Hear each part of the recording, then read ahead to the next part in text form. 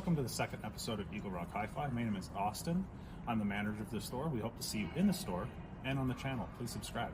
This is our cool record review segment, and today's subject is Sleep Tokens, Take Me Back to Eden. Sleep Tokens, Take Me Back to Eden. It was released back in May of 2023. It's actually, I found out about it shortly after it was released when we first opened the store. Never heard of Sleep Token. This is actually their third album. It's actually my favorite album of all of theirs. The other album's just as good. This is just my favorite. It's got a few songs, Ascensionism, Granite, and Take Me Back to Eden. I really like those. My favorite's actually Ascensionism. One of the reasons I really liked this record was because, or this album, is just the multiple genres that it goes throughout the whole record. Each song is unique in its own way. They have, even within a song, like Ascensionism specifically, it goes through multiple genres, but it all flows together very well. And it's, the album's a mixture of progressive and alternative metal, pop, R&B, and it's just really well done. I really like the way that the album sounds. I like the whole record. If you listen to the whole album through and through, I don't really skip any songs like some albums that I would. It's got 12 songs on it. Good. And I really like the album work on it as well. I highly recommend giving this album a listen through.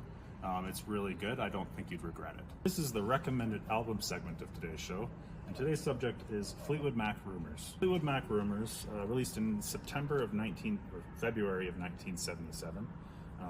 It's the Fleetwood Mac's 11th album, but it's actually their first #1 album, or rated their #1 album. It was actually rated in 2020 in the Rolling Stones as the 7th of their 500 list of albums, as the 7th best album of all time. That was in 2020. I don't know if that's changed, but it's really great record. It's popped up a lot since '77. The first time I really started listening to it a lot was actually during COVID. I don't remember the exact video I saw it on, but it's the guy drinking the cranberry juice. I think he was like biking or something down the road, but just going to Dreams, and which is actually one of my favorite songs, along with Go Your Own Way. It was heavily influenced by the band members during the time that they were producing it, since they all were going through personal matters. I won't go into it because of YouTube, but which shaped the album and the way that they shaped the lyrics. They went in the direction that they shaped the lyrics and the music. But you can really tell as you listen through the album. I'll just do a close-up here. This is a 1977 Canada pressing. I'll show you the back here as well. And there is new modern pressings as well, but we do have a vintage pressing here, and it's always nice to have a vintage pressing. It's an amazing album. They're really good, and it's a very popular album. A lot of people love this album, and for very good reason. I highly recommend Fleetwood Mac Rumours. This is our featured equipment segment of today's show, and today's subject is the Yachtchen MC10L tube amp. The Yachtchen MC10L, as you can see, it's a very sleek design. It's actually my personal favorite piece of equipment in the entire store. It's as small and as sleek as it looks. It's actually about 20 kilograms. It's quite a heavy unit, mainly just due to all the components that it has in it. There's 3 NOS transformers, 1 for power, 2 for isolation. It's got 4 up front here, 6 NJ, or what is it? 4 tubes for the preamp stage, and then 4 for the power stage. And it makes about 52 watts per channel. Tube amps aren't usually a high power, they're not used for high power, but or produce high power. But personally, the sound that they make is, I love this unit. We've had multiple solid state units in the store, and this is the only tube amp we actually have in our store. But just the sound that it creates it's my favorite. I noticed it within 5 minutes of us hooking this up and playing it. I thought, oh, this sounds amazing. It's also exposed for ventilation. These things tend to get hot due to the tubes. but it's a really great unit.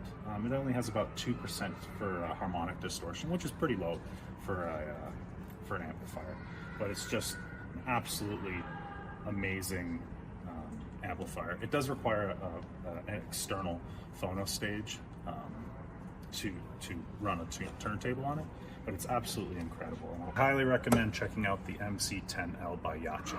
This is our Tech Talk segment.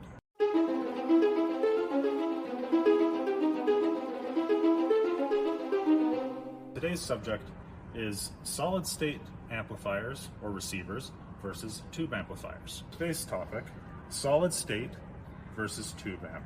This is a Sansui 8080DV. This is the MC10L that we talked about in our last segment. So I'll start with the solid state. Solid states use transistors instead of tubes. The benefits or the differences, solid states, they're a little bit clearer with their sounds. They're stable. They, especially at higher volumes, they don't distort as much. This has a 2% distortion. I don't know the specific ones on the 8080, but they're usually less than a percentage or something like 1% around that. They're just very clear. They don't really alter the music as much. They're usually lower cost, higher power, and they're a lot better with deeper bass sounds. They're just really good, and they're reliable. They don't cost a lot to maintain. They only really need maintenance if something breaks. They're not they don't really wear a whole lot as much as the tube amps do. So really nice. A lot more power with your solid states. So if you're really running a higher power, or if you're running higher power speakers, solid state's a really good way to go. For tube amplifiers, the tube amps, I'd like to describe it as like putting the music almost through a filter. It kind of gives it a different harmonic feel to it. It's a lot of people describe it as more soulful, more lifelike. They don't produce as much power. They still are a capable unit, but they're just, compared to the solid state, they don't make as much power as the say like direct competitor to it. The other difference is tube amps are usually a bit on the higher price to get off, just to purchase one, a little higher priced, or a lot higher priced in some scenarios. The maintenance costs on them are quite high. The tubes wear out over time. You got to replace them. Depending on the unit, it can be hard to find those, and it can be more expensive to get them. But the sound they make, to me, in my opinion, absolutely amazing. It's just got this. It's hard to describe. It's like with the compression, the harmonics, it just the way that the music goes through the amp.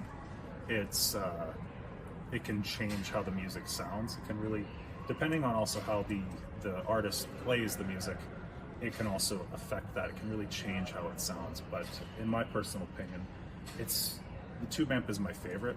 I personally wouldn't own one for my own house or my own living space because of the high costs to get it, to maintain it. But here in the store, it's my favorite. Just sounds amazing. So, just a really great unit. Both of them in their own ways, depending on really what you're looking for. Which one is better? Really depends on what you're looking for, or what you listen to, and sometimes even just day to day. Like if you're listening to something bluesy, depends on the music.